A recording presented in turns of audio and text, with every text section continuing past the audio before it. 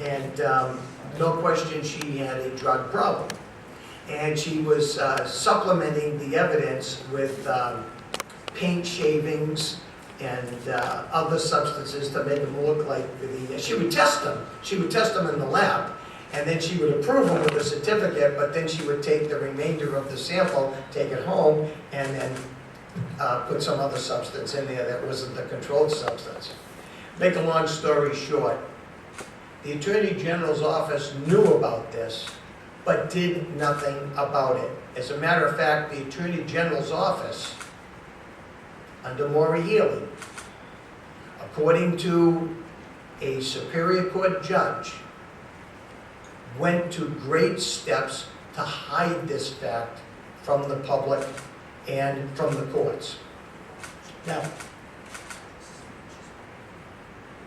there was a decision made by a Superior Court judge. He actually did an inquiry into this. They had 6 days of hearing. And during those 6 days, the judge took testimony. And after that, this was just last year, 2017, after that he wrote a decision. And in the decision, he overturned convictions or dismissed thousands of cases because of what he determined was wrongdoing by prosecutors and in the state police lab. A couple of the things that the judge said was that prosecutors under Maura Healey's office were engaged in egregious prosecutorial misconduct, committed fraud upon the court, had a lack of moral compass, and that their conduct was reprehensible and magnified by the fact that it was not limited to an isolated incident, but rather to a series of calculated misrepresentations. The ramifications from their misconduct are nothing short of systemic. Now that's pretty glaring when a judge says that about lawyers practicing in the court before him. And he said it about top lieutenants in Maura Healey's administration. In fact, you would think that people who have engaged in that kind of conduct, lawyers that have engaged in that kind of conduct before the court, would at least, might have even go to jail, or at least be prosecuted. That didn't happen here. You would think that they would be reprimanded and maybe disbarred. That didn't happen here. You would think that they would at least be fired from the Attorney General's office. That didn't happen here. Those 2 top lieutenants were actually promoted after this. One of them became a clerk magistrate in the district court in Suffolk County, and another one became the general counsel for the alcoholic beverage control.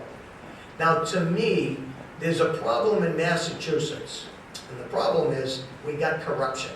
We got it everywhere. But you don't see any indictments coming out of the Attorney General's office, at least no noted indictments. And that creates a problem. And when you look at that, you think, how come only the feds can find corruption here in Massachusetts? Well, I gotta tell you, when you have this kind of corruption going on right in the Attorney General's office, that might tell you why they can't find corruption anywhere else, because they can't even see it when it's happening right in front of them, and they're engaged in it. I'm going to change all that when I become your Attorney General.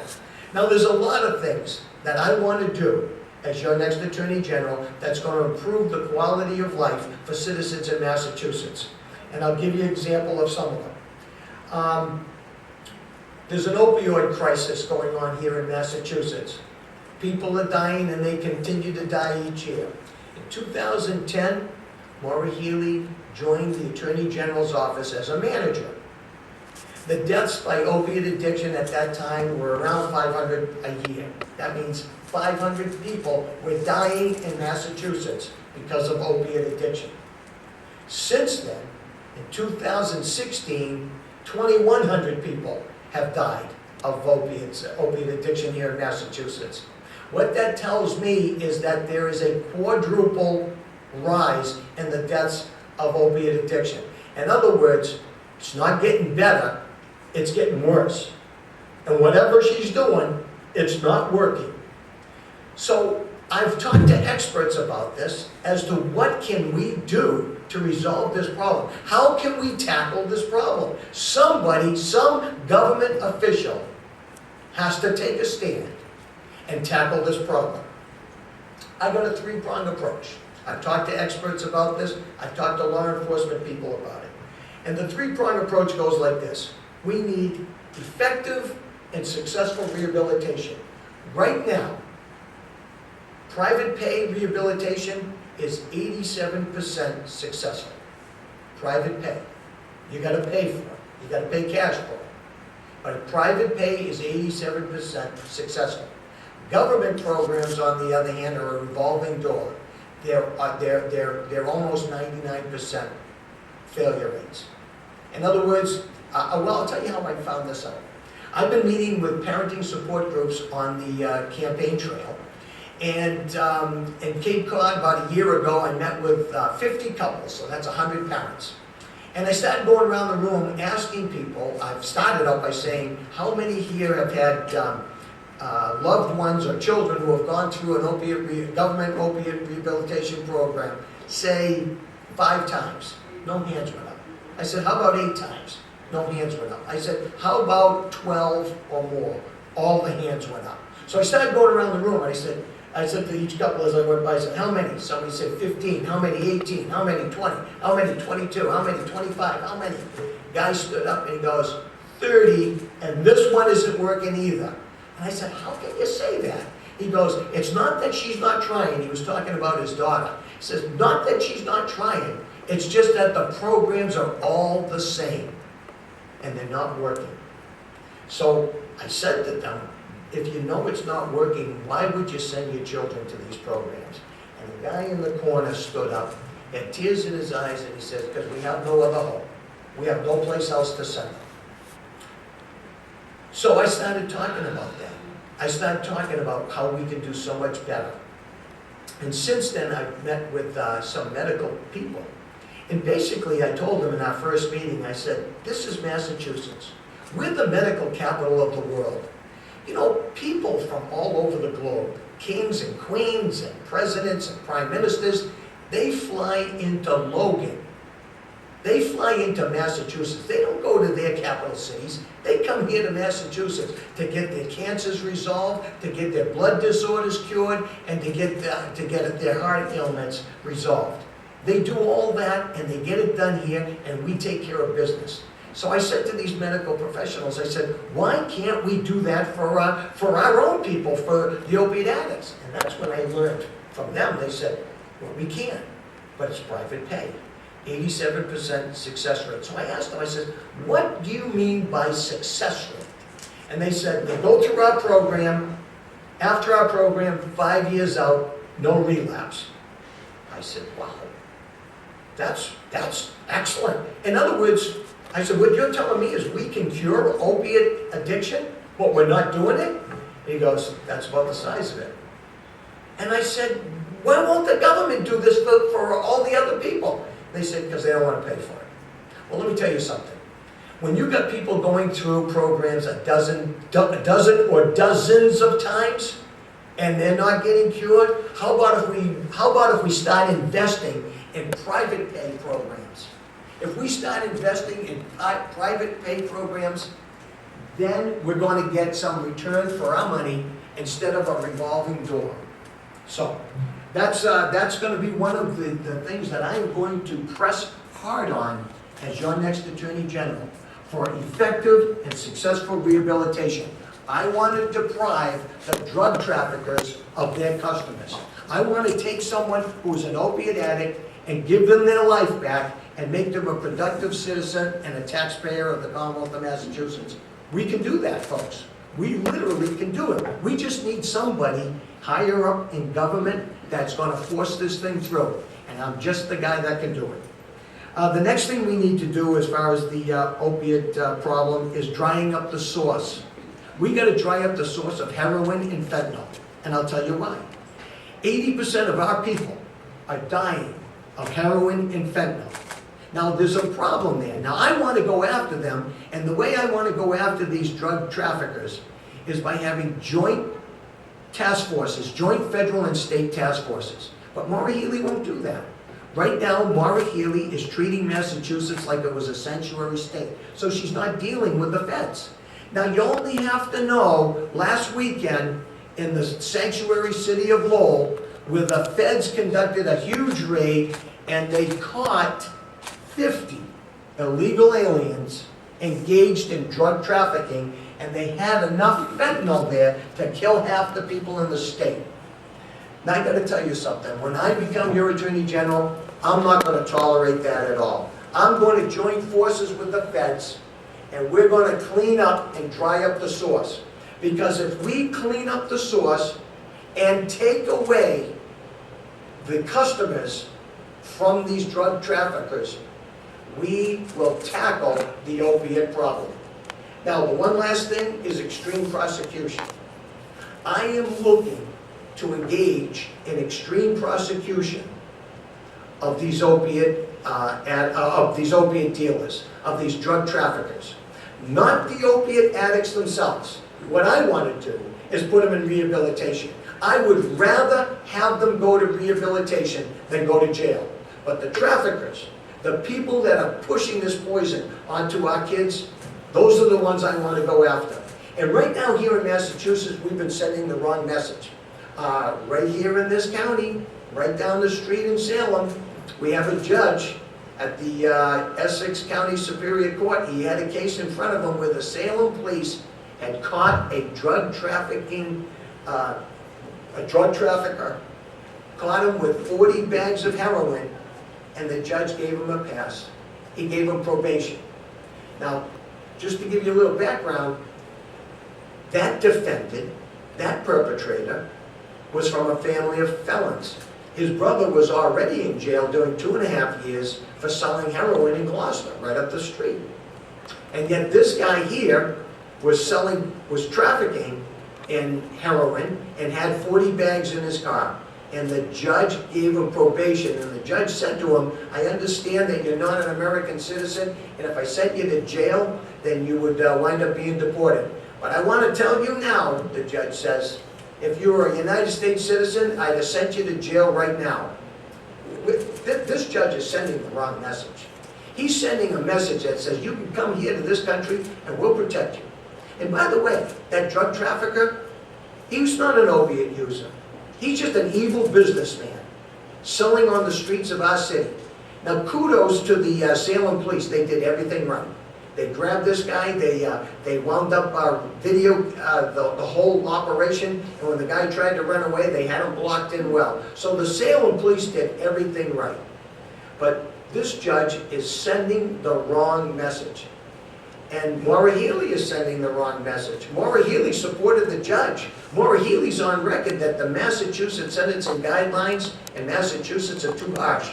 I say they're not harsh enough. We need to either drive these people out of the state or put them in jail. Look, it's called an opiate crisis or an opiate epidemic.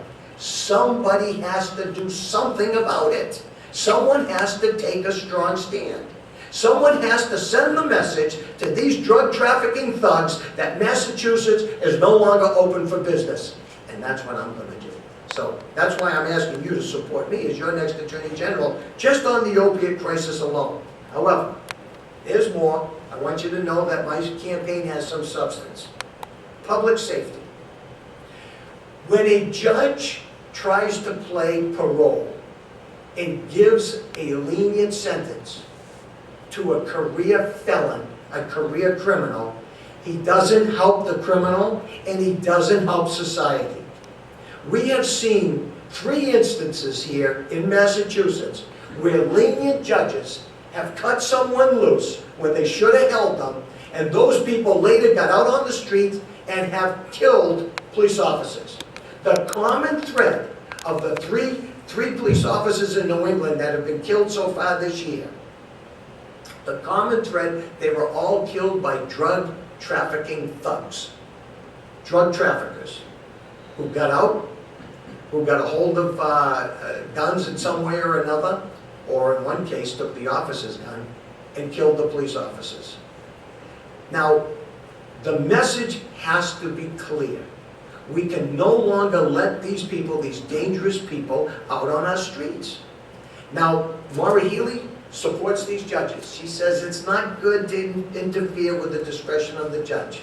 I say when the discretion of the judge is interfering with society and letting dangerous criminals out on the street who ultimately kill police officers, that discretion was bad, and he has to be called out on it. And I will do that for every judge who does something like what this judge in Salem had did at that time and what other judges are doing. You see, there's a minimum sentencing guidelines in Massachusetts for a reason. And let me just mention one example and then I'll move on. Down on Cape Cod, where I come from, we had a death of a police officer. He was killed this April. His name was Sean Gannon, a Yarmouth police officer. Good guy, nice guy, everybody loved him. The whole town showed up for his funeral. The guy who killed Officer Sean Gannon was a career criminal. They call him 125. That's what the press down on Cape Cod refers to him as. They won't give him the dignity of mentioning his name. 125 stands for the felony convictions that he has on his record. Now, 125 in 2010 was convicted of 27 counts of illegal possession of a firearms. Now here in Massachusetts, our minimum sentencing says, under the Bartley-Fox law, it's been law for 43 years in Massachusetts, minimum jail sentence is 1 year. It's a 1 year mandatory minimum for each count of illegal possession of a firearms. So, in 2010, 125 was convicted of 27 counts. Now, if I do my math correctly, that's 1 year for each count, that's 27 years, added to 2010, it would be 2037. That means the Massachusetts minimum sentence would have been that 125 would have been in jail till 2037 unless parole cut him loose. That didn't happen in this case. Just this year, the reason why the police were looking for him is because 125 had probation instead. 125 had probation and he couldn't do that right. So the Barnstable police had a what they call a probation violation warrant. It was an arrest warrant. So they took the arrest warrant and they went to, they had the arrest warrant and they needed a canine dog. And Barnstable's canine officer was off duty that night, so they wound up getting the next town over, which was Yarmouth. Sean Gannon on duty, goes to help the Barnstable police, and he gets killed in the process, because 125 killed him. Here's my point. If the judge had sentenced 125 to the minimum, in other words, obeyed the law and sentenced this guy to the minimum, on that fateful evening of this last April, Sean Gannon, when he gets off his shift, he would have gone home to his wife and family and not to the morgue. We need to send a message here in Massachusetts. We got to change the message. Law enforcement needs to know we've got their back. And the only way to do it is if somebody in high government official, like an attorney general, starts speaking out against these judges and calling them out when they don't obey the law, and maybe doing something further, like the attorney general can preempt any criminal case, take it over, appeal the sentence, and go for the max. That's why I am going to introduce, when I become your attorney general, extreme prosecution for these dangerous felons. We'll either put them in jail or drive them out of state and they'll go to another state where the laws are more lenient or they're more tolerant of that trade, and let them sell their drugs up there or down there or wherever it is. But here in Massachusetts, they're going to feel the hammer of justice. Now, I'm not talking about the actual opiate addict themselves. I've got compassion for them. And let me just point this out. Many of you probably know, if you've read my literature, I lost my son to opiate addiction. And I'll just tell you briefly how it happened. My son Joel was in the Army. 2003, he was part of Iraqi Freedom. Joel wanted to make the military a career. He was one of the first troops to enter Baghdad. A couple of weeks later, he's on a night mission, and although they were under enemy fire, he didn't get injured by enemy fire. He got injured because of something that they had to do with a heavy piece of equipment, and he injured his back terribly. To the point where several surgeries later, they couldn't resolve it. And when he came to re-up, they told him, son, your condition renders you unfit for duty, but we're going to discharge you to the VA. So he goes to the VA, and he's got a whole stack of medicals. He gives them to the doctor, and the doctor looks at those medicals, and he says, we know how to treat that. Here's a 30-day supply of OxyContin. We'll see you back in 30 days. Well, a couple of years later, the government realized that they were turning disabled American veterans into opiate addicts. So the government did what they do best. They changed their guidelines, and they didn't allow doctors to give so much opiates each month. So basically what they were doing was cutting you back to a 20-day supply and told you make it last. Well, if you're an opiate addict, there's only one way to get off of the addiction, and that is to go through a successful opiate rehabilitation program. But they weren't doing that for them. So what you had was a lot of guys, a lot of veterans, disabled veterans, begging the doctor for more, and the doctor says, the guidelines won't allow us, we'll see you in 10 days. So basically these guys were going onto the street with some money where you didn't have to beg for it, you just had to pay for it. And that's why when I hear of some opiate, when I hear of some disabled vet on a park bench somewhere with a needle out of his arm in an overdose state, I don't look at him and think, this is what happens when you make bad decisions. Because he didn't make the bad decisions. He was the victim of bad decisions. So I've seen that up personal. And so to make a long story short, I am concerned with how people become opiate addicts, but I'm even more concerned of taking them in the status as an opiate addict and giving them their lives back. The good, well, the bad news is we haven't been doing that, but the good news is we have the technology and know-how in Massachusetts on how to do that. And the last thing I want to talk to you about is that I am an advocate for the Constitution and our civil rights. Seriously, folks, I never thought that when I was in high school that I would be running on a campaign to restore civil rights to individuals. But we've got something going on here in our society, and it's getting worse almost daily. We got a thing called political correctness, where you can't speak what's on your mind, and if you do, somebody's ready to call you something and say that, oh, you're a racist, you're sexist, you're homophobic, you're this, you're that. Everybody's got a label to throw at you.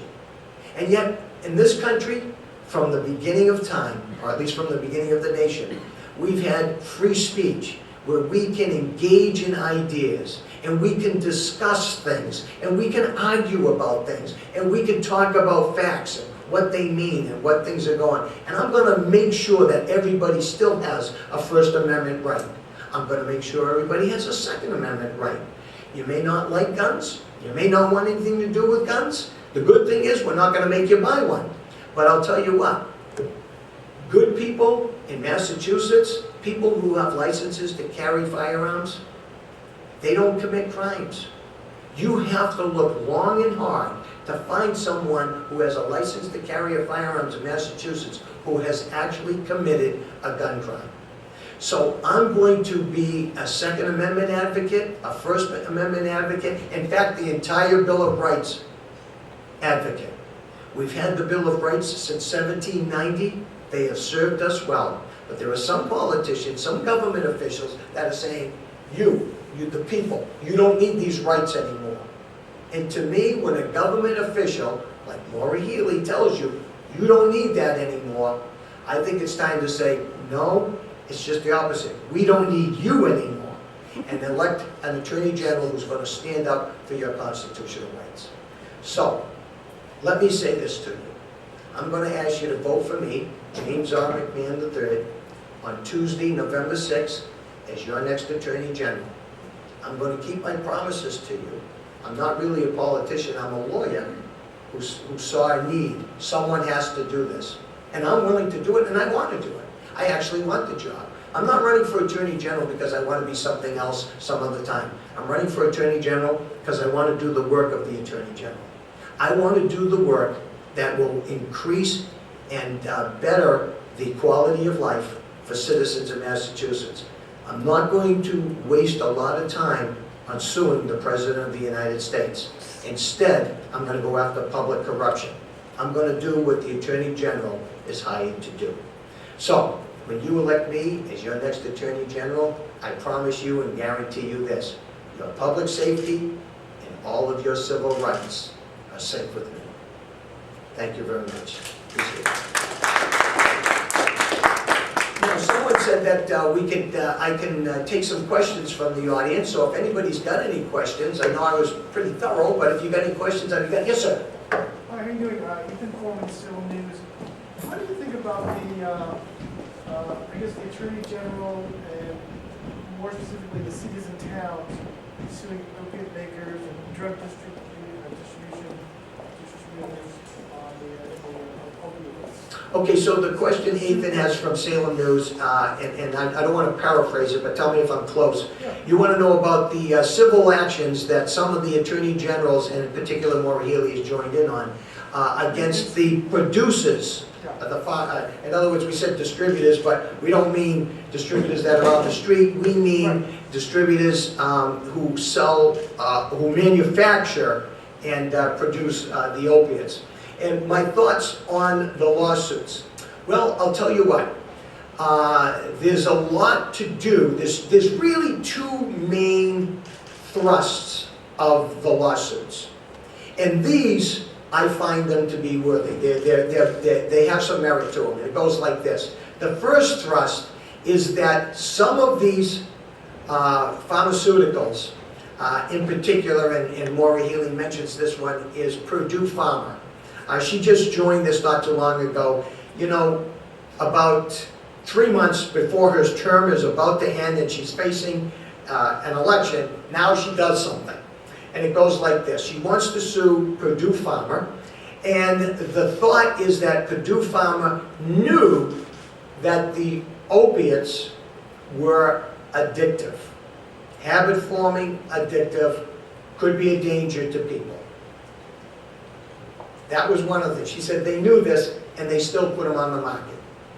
Now, there's a lot on the other side against that, and I will tell you that the lawyers are going to raise issues on the other side and say, well, Purdue Pharma didn't give these out.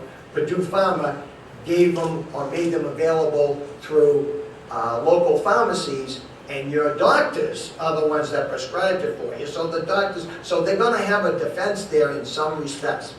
The other prong of the civil suits goes like this, that Purdue Pharma and others offered incentives to doctors to prescribe their product to their patients for pain.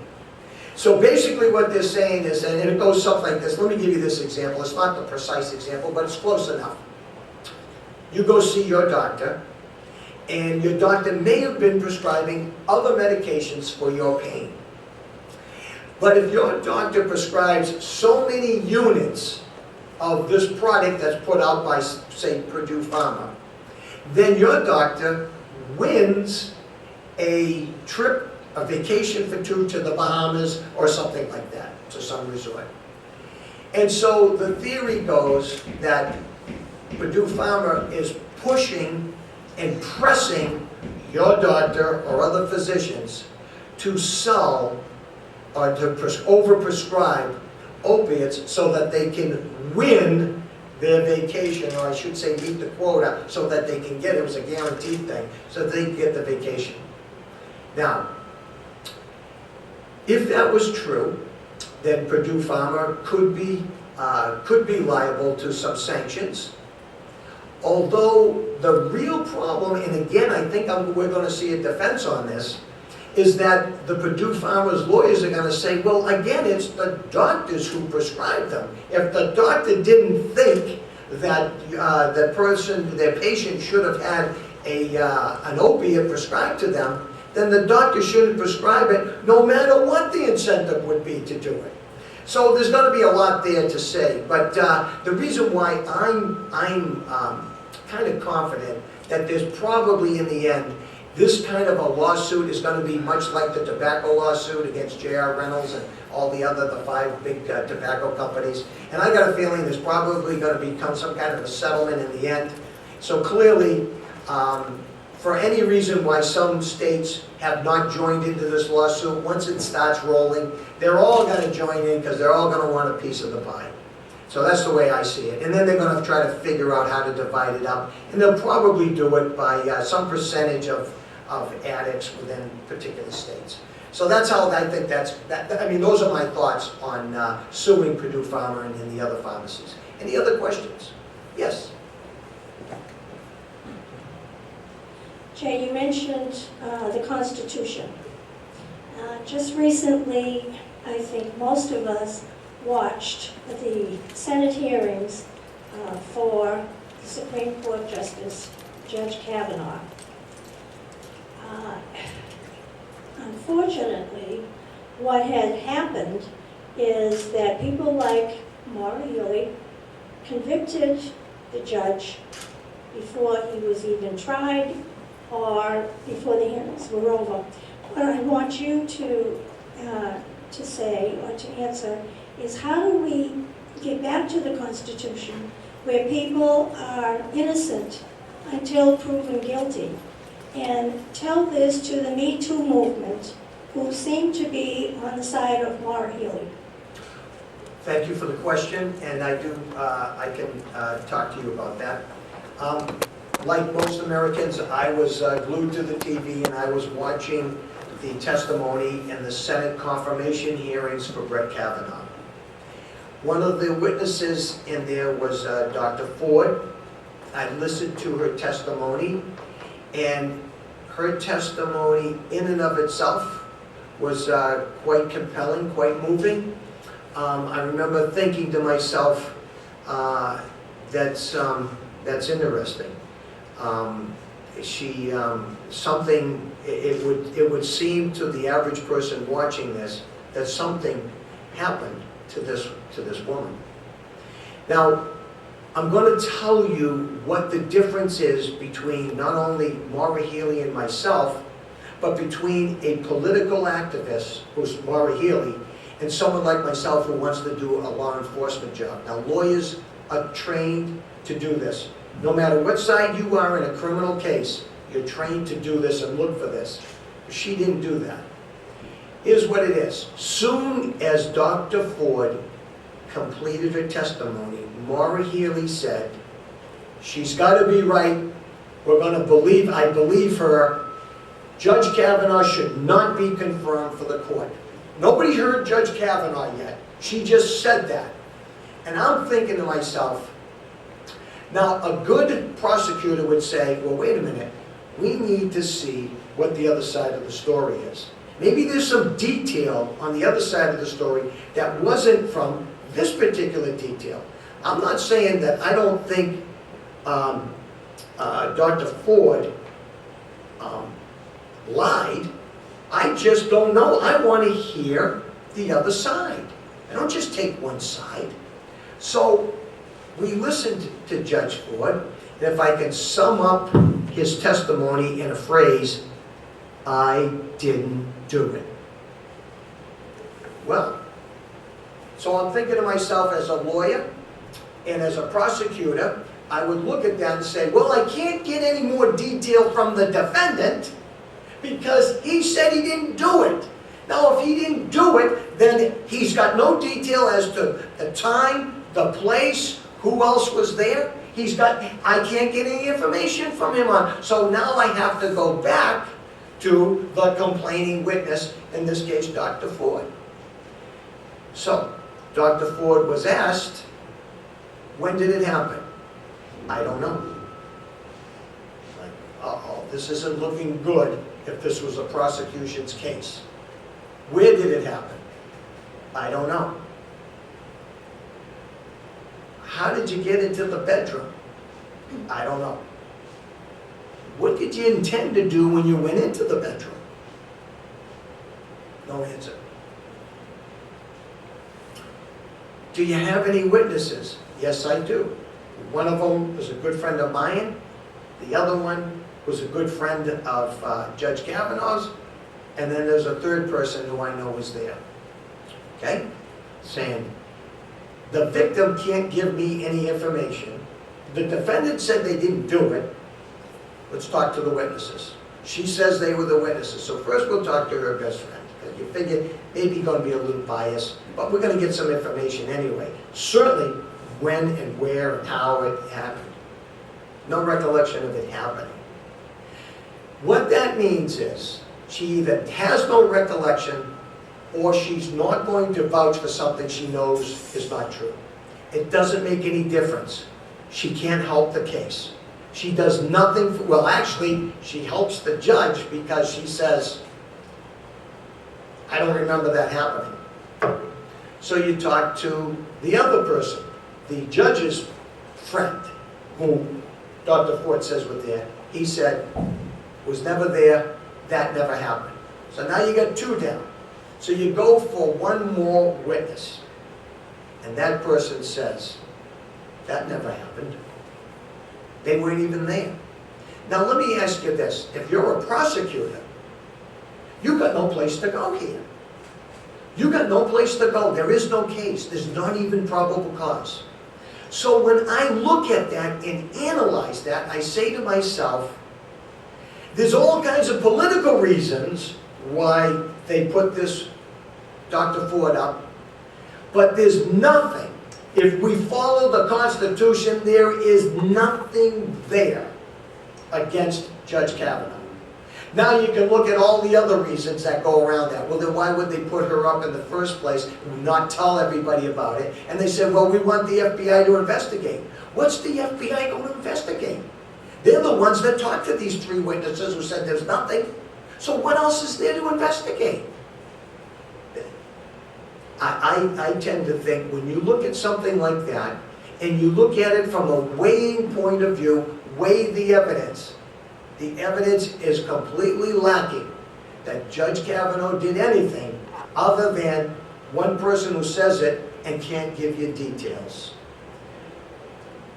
So when I look beyond that, I get suspect at the timing of it and how it was released and why it was released and what was requested on it. In the end, it's the difference between me and Maura Healey. Maura Healey took the word of one witness and already convicted an individual and didn't even care what the other four witnesses had to say. Three that were put up by Dr. Ford and the defendant himself, the judge. So when I look at that, I say, as a prosecutor, the Attorney General should have known better than to make that statement. So, Constitution, we're going to have the Constitution in operation when I become your Attorney General. I'm going to protect everyone's rights. I'm going to make sure that the Bill of Rights, all the amendments, the Bill of Rights, by the way, if it's anybody here doesn't know that, they were granted to us in 1790, and the Bill of Rights are the first 10 amendments to the United States Constitution.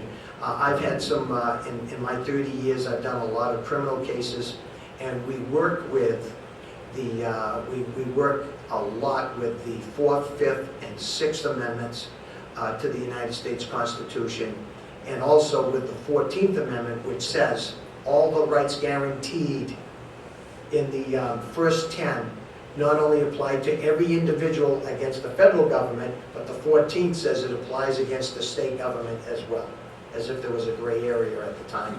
They cleared up that gray area in the 14th Amendment. Any other questions? This has been kind of fun being here. I have a question. Okay. Oh, sorry, Pat, you go first.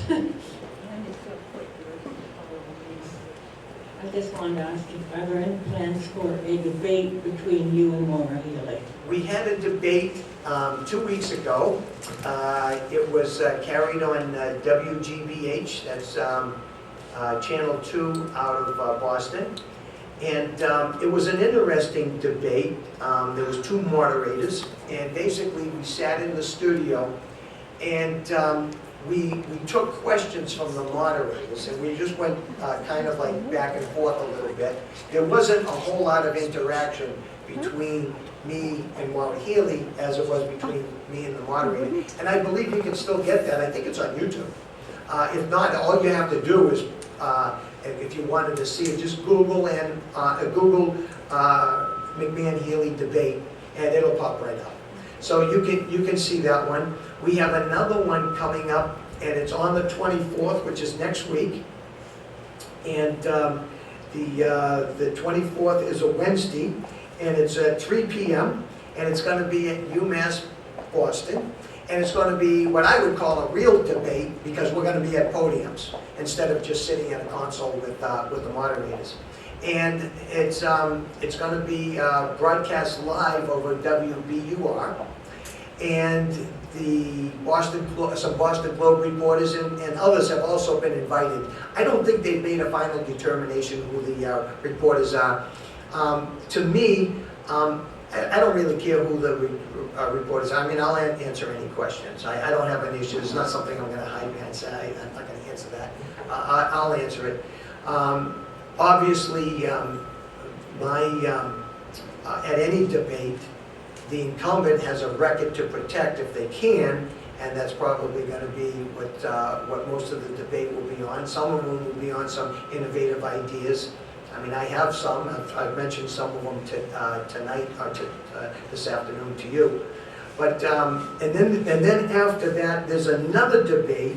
The last one is the next day, next afternoon in Springfield. It's hot. You see, whenever you get and whenever there's debates that are put out there, both sides, both campaigns, they negotiate it. There is nothing, there's no rule, there's no law that says you have to have debates. And so you make a determination how many you want between the two in negotiations. For instance, we wanted a half a dozen. They said they'd only agree to 3, so 3 it is. We mentioned, we put out some moderators who we would like to have. They put out some moderators who they wanted. And again, if you don't have an agreement, you don't have a debate. So we're in the position of wanting the debate. Whether they do or not, I don't know. So you wind up saying, well, okay, we'll do this debate here, we'll do that debate there. To be honest, I don't care where we debate. I'm ready for whatever the issues come up. I'll debate it in any place. So so we got 2 more coming up. The one that's on Wednesday, the 24th, I think is probably going to be the most lively one, because as I'm listening to where we're going on the 3rd debate, it's more like an interview without each one of us present, and that doesn't sound like a debate to me. But we'll see. Anything could change in the meantime. But we do have the 2nd one locked down. Yes. One more question. One more question. Well, you were mentioning the Constitution and the right for people to bear arms, which Yeah. I don't necessarily disagree with. But what about my rights as a parent to feel confident that my children will be safe at school? What about my right, or my children's rights, to feel safe? Whether a gun is legal or illegal, it doesn't matter. The fact is that I don't feel confident my children are safe. My children don't feel confident that they are safe. What would you do? I have to tell you something. When it comes to our children, I can't think of anything more that needs protection than our children. We're talking about the future of our country is in our children and in our schools. Now, many schools, and I'll speak to the school that I went to, Bourne High School. We never had a police officer in the school when I was there. Now they have 2. They call them resource officers. They're armed. They patrol the hallways of the school, and they are there for security reasons. My feeling is that when you hear about people, even in the city of Boston, just yesterday, another death, another gun violence. I'm shocked by it, but it happens all the time. Those people who obtain those guns do not obtain them at the local gun shops. They obtain them illegally. Many times the serial numbers are filed off of them. The only thing we can do is make sure that our children are safe from threats that we hear about and know about. And let me make it even more clear. I will see to it that we act on all active intelligence. When we know that somebody is posting something on Facebook or somewhere, or there's a rumor or something that someone is planning some kind of an act, either with guns or otherwise, we will act on it. I'm going to give you some examples where we've learned a terrible, we've learned a terrible lesson from history. In 2013, the intelligence services of the Russian Federation warned our government that the Tsarnaev brothers were up to no good and said to watch them. And what did we do with that active intelligence? We did nothing with it. I've heard, I don't know if it's true, but I've heard the reason we didn't do anything with that intelligence information is because we had learned that it was gathered through illegal wiretaps in Russia. Now, to be honest, I don't care how I get intelligence information. If I get it and it seems credible, we're going to act on it. Do you know that the shooter from Parkland, Florida, that he was visited several times by the FBI and by the sheriffs, and they did nothing about it? Now that's got to tell you that it's troubling when we could prevent something and didn't do anything about it. I'm going to be proactive on active intelligence. I'm going to make sure that our children are safe. Now somebody asked one time, well, what about arming teachers? Well, I'm not particularly want to arm teachers. On the other hand, if a teacher has a license to carry and has been trained, I know down on Cape Cod that there are gun shops who are offering free training to teachers if they want it, NRA training. My point is we got to do whatever it takes to keep our children safe. And I'll do that. I'll be a proponent of that, whether it's guns or what I prefer, a security system. Now, I know that there are agencies out there, both private and government agencies, that have security networks in which they've got control, they actually have control centers, and they will come in, and sometimes with government grants, and build a control center in a high school in which a person will monitor, a lot of monitors which are monitoring the entrances, and also and the parking lots, and they also have controls where they push a button and it opens up a door for someone, or they don't open it up if they don't know who it is, or they send somebody down there to check out the person before they come in. So there's ways to harden and secure schools without necessarily doing it with guns, especially if we already have resource officers there. I hope that answers your question. Anybody else got any questions? I think somebody said that was it, right? Okay, well, thank you very much for having me here today. Thank you so much. And I'll talk with anybody later on in the back if you've got any more concerns. Thank you.